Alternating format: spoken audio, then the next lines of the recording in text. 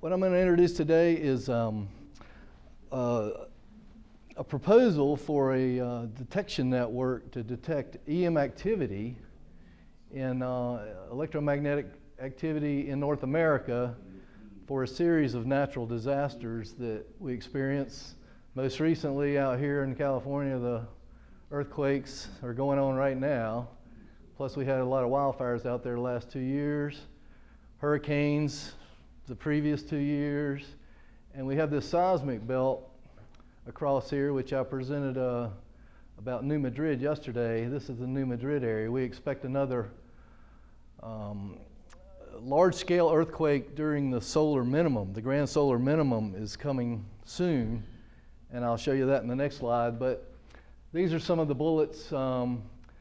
It's a detection network which looks at these are the magnetic signatures of these red colors are the magnetic anomalies of North America, USGS, and you can see this one right here is where the New Madrid.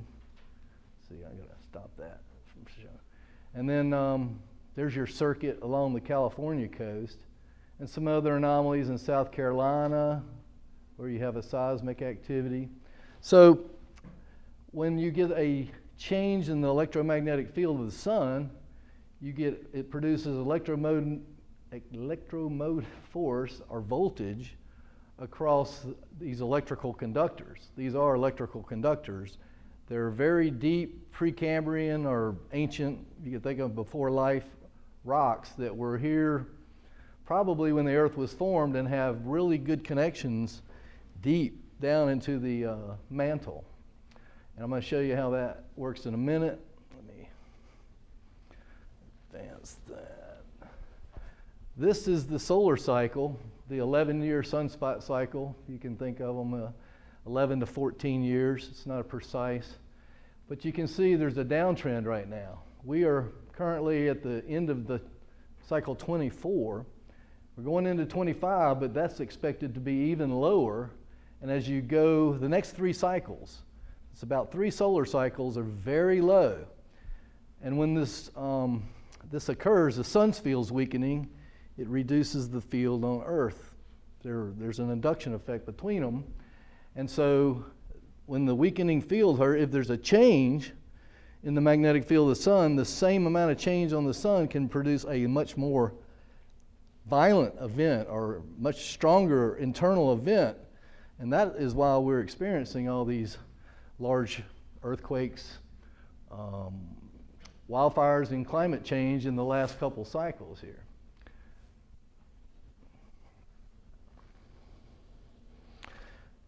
The relationship to the sun is through its induction elements, which are tied to the spiral arm of our galaxy.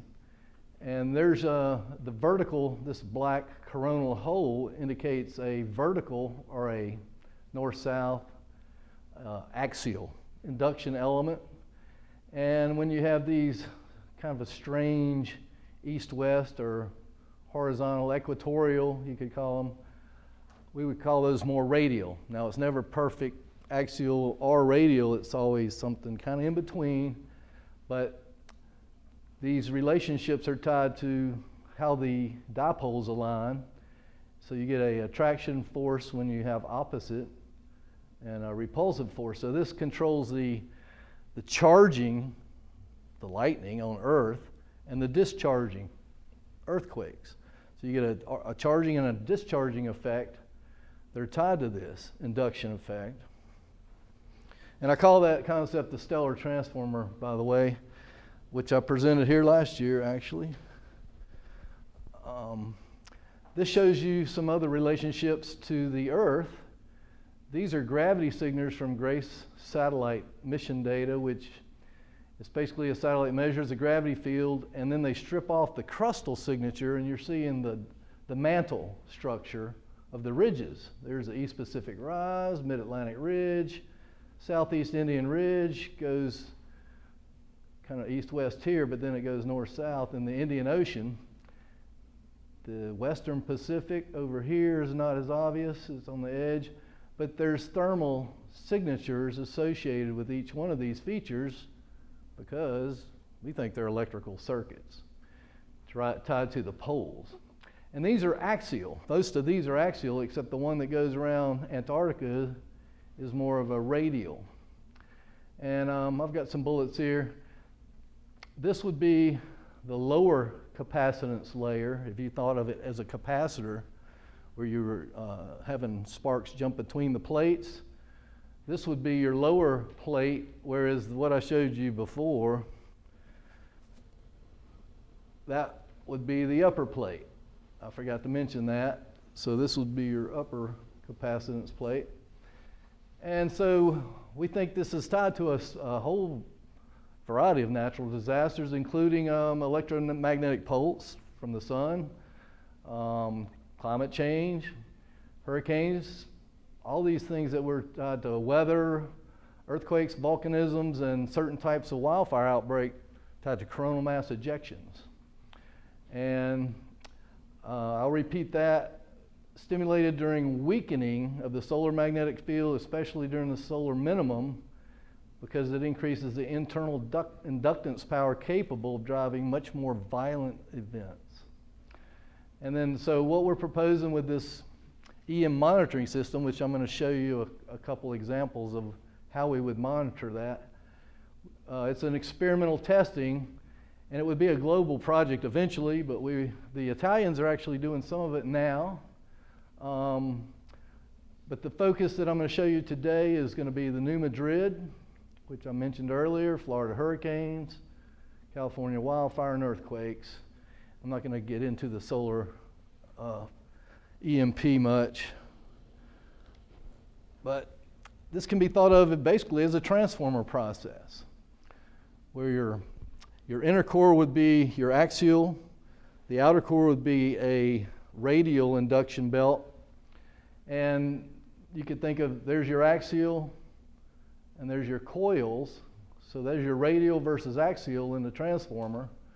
And so the energy from the sun comes in here as a low voltage, steps up, and then when it hits the earth, it steps it back down into the earth. So it's a similar, I'm going to show you the elements on the earth a little bit more as we go.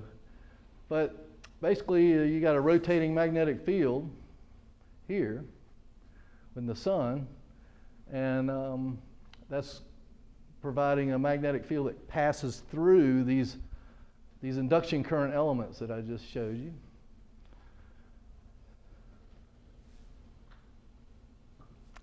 Now this gets a little more complicated, but this is a magnetic modeling by John Quinn, and I'm not going to go into the complexity of the magnetic modeling. I'm not sure what caused that.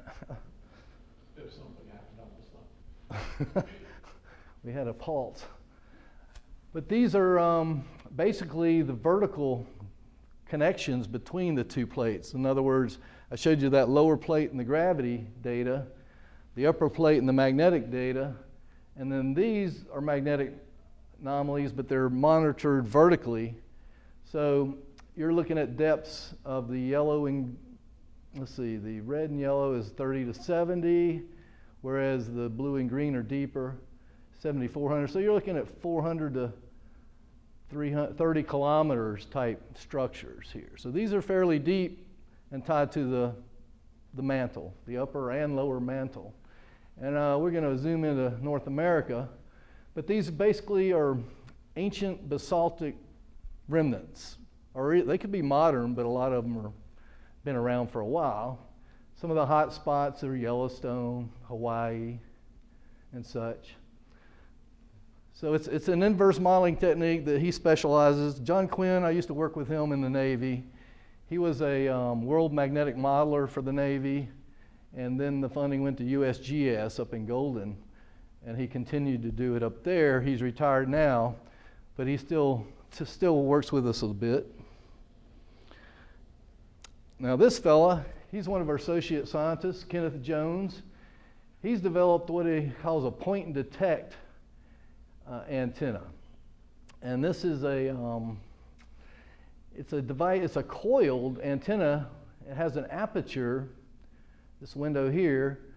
And what he did was he took a a rock and cored it. You can see this hole, and he filled it with a fast-drying cement. And as this cement dries and expands, it cracks the rock. And this vertical fracture is what you're seeing right here is the signal. So he's measuring the piezoelectric or the EM wave out of this rock. That's about 5 meters away. But you can also point this towards earthquake zones, and you can pick up these low frequency, less than 300 hertz type signals that are coming from the earthquakes. And these are precursor signals to the actual surface rupture. Like in New Madrid, there's, well, I'll show you in a minute. The Italians were monitoring a EM signal 10, 20 hours before the actual surface rupture. So this is like lightning from below that accumulates a Joule heating effect that eventually causes your thermal expansion at the surface, and there's your rupture from a real, what we call earthquake, and then they get the seismic waves. But by the time they get the acoustic energy from the seismic waves, the earthquake's already occurred, so you really don't get much warning from the acoustic, the P and the S waves, what they call. And so we're proposing to set these up in North America as an experiment to see if we can do some forecasting of not only earthquakes, but some of the other activities. So this is a zoom in of that map to North America. And you can see down here in Florida, there's 2 on either side of Florida, huge ones. And there's a bridge in the upper. If you look at this trend here, this magnetic trend, that goes right across Tampa. Tampa is the lightning capital of North America. And it has these 2 features on either side of it. Tampa's right about there. So this is the upper capacitor plate that has these magnetic signatures that are connected to a much lower. So as the hurricanes come in here and drop all their energy into the ground, it charges this upper plate. And then at some point, the lower plate decides to equalize that charge. But it does it over on the West Coast. Or it may do it in New Madrid or somewhere else. Those are to be determined type of effects. And then the New Madrid, we're going to be looking at that. And there's South Carolina. That's the signal there. There's not as much of these in New Madrid, but these are further out, Oklahoma, out here for this one. So, get into the New Madrid a little bit real quickly. Back in 1811 was the last time they really went off. Changed the course of the Mississippi River in 4 places. That would be catastrophic now. Back then, there wasn't that many people that lived in the air, but it liquefies the ground. It shoots up sand geysers, changes the course of rivers.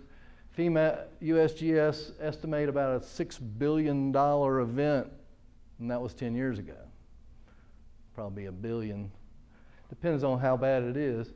But these things were 8.2s, and they happened during the last solar minimum, what they call the Dalton solar minimum. I think, the Dalton, I'll show you. Actually, there was a smaller solar minimum called the Centennial, and that wasn't a real big one, but they had another earthquake then. But each one of these solar minimums are when these large earthquakes occur there. And we're getting ready, we're coming into the next solar minimum, as I just mentioned at the beginning. And we're expecting it to happen again, unfortunately. And we'd like to be able to forecast it to warn people. Now this is the Italians have a thing called the Radio Emissions Project, and they've set up a radio direction finding system, which is similar to those loop antennas that I showed you earlier. I don't know their design, but what they monitor is the ionosphere. Once these waves escape from the ground, they get trapped in the waveguides up in the ionosphere, And these guys have an array in the Apennines along the Italian mountains here, and they're looking up into the ionosphere, and they're able to detect, which they have to kind of point them in the direction they want, but it's an array, so they can see them incoming and triangulate back, and they were able to pick up 2s and 3s precursors, 20, like I said, 10 to 20 hours before, somewhere I have that, yeah, 10 to 20 hours before the main shock. And these things are right below where the earthquakes occur.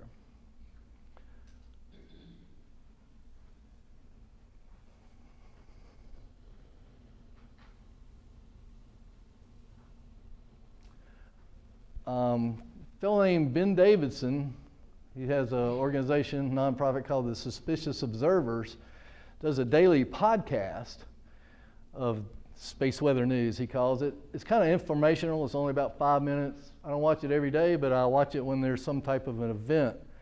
And this was right after this was July 5th podcast. You can go back and look at his old ones. But he showed these relationships between the coronal holes. So that's what the coronal holes looked like that day. And this is the day after. This is the 6.4, and then this was a smaller one, the ridge crest. This, not the 7 one that happened yesterday, or there was another one that happened. That's not on here. But look what was going on the East Coast. All these storms, all this lightning was charging this upper plate when this went off. Okay, and we've been, the last 2 afternoons, it's been crazy here with the lightning and the storms. So it's still ongoing. If we have another big storm this evening, I bet we're going to probably have some more earthquakes out there in LA. So these are the relationships that we're trying to understand and monitor with this EM detection system. And another fellow, this guy's a research associate with us. He's an independent researcher, but he's with if you go to our website and look at our, that shows where our associate scientist backgrounds. This is his background, but he used a jet stream anomaly, and what he sees is this big curve here. Sometimes there's a gap in the curve, and he sent this to me and the rest of the guys within an IAVPC, that's my nonprofit I work with, the International Earthquake Volcano Prediction Center, and he sent this to us, and he gave the prediction for this California quake back in May. And he gave a 3-month window from May 22nd to August 22nd. He said that would be the window. He said this was the lat lon. He didn't put much decimals. He just gave raw lat lon. But this was at a 6.5 is what he said the magnitude. And he posted that back in May. And I know that because I got this email from him back in May. He posted it on Facebook, so you want to look at it on Facebook. But in any event, here's the actual data. So it went off, well, you know when it went off, July 4th, which is right in the middle of his window. It was an M6.4, so he was real close on the magnitude, and he was about a half a degree off. That's really pretty good for earthquake prediction. It's kind of like trying to predict a lightning strike. You know, you can see the clouds forming, they're getting dark, but when is that bolt going to actually drop? So it's not an easy thing. But he's doing it just looking at these jet stream anomalies. And he's developed his own technique. He says that what it is it releases radioactive material, ionized gas. And that causes several physical chemical reactions, changes the temperature, pressure, and interrupts. Makes a curve, makes a gap, some kind of change in the earth, the jet stream. Also associated with earthquake clouds. There's clouds that form before earthquakes, and then sometimes there's light balls. You know, you've probably seen these luminous balls of energy on ancient aliens. They show, they think they're alien spaceships. We think they're mostly luminous balls of energy that escape right out of the earth, usually around fault systems, rivers and such. And now we're going to look at the wildfires a bit.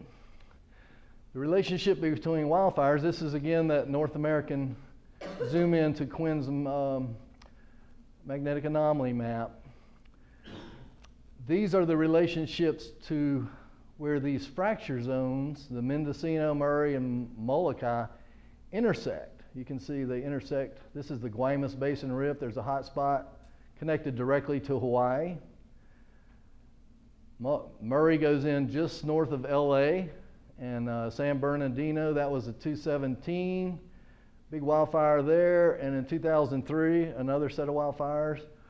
I reported that right here at this conference in 2004. And there's a paper about that. And then this Mendocino fracture zone intersects, and see, this is the San Andreas.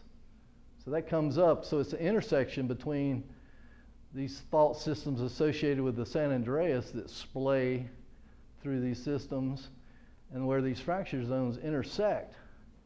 We think that during coronal mass ejections, you basically get a short circuit, and you get these crazy wildfire outbreaks. It's not proven, but here's an example of the 2003, and you can see this is the inset of the magnetic anomalies. You see that runs right along the coast.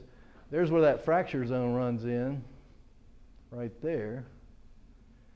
Here's where the San Andreas runs in, and you get this arc-shaped set of fires.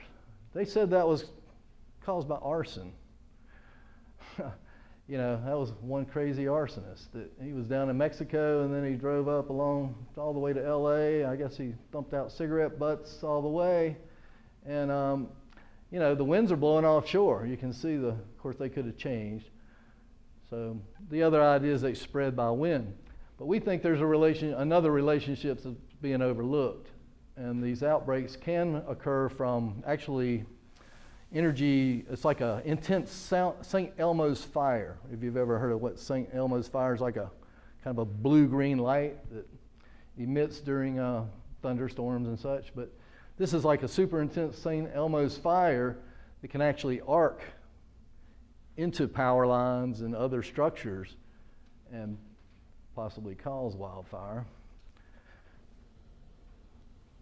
I'll show you a relationship to total electron content over this area, and it goes from 2003 on October 28th, the wildfire broke out Halloween, that one I showed you in 2003, which is October 31st. So I'm going to show you, there's nothing there on the map now, you can't see anything, but let me go to October 30th, and you're going to see this huge anomaly develop. Let's see if I can just click on it right there.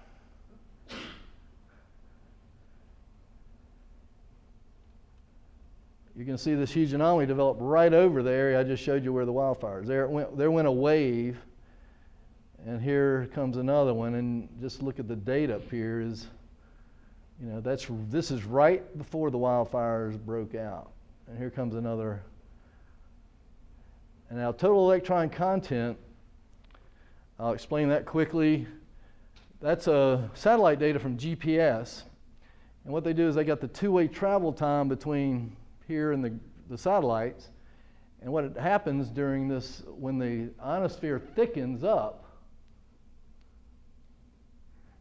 you get a decrease in velocity of the travel time between the satellite and the ground station.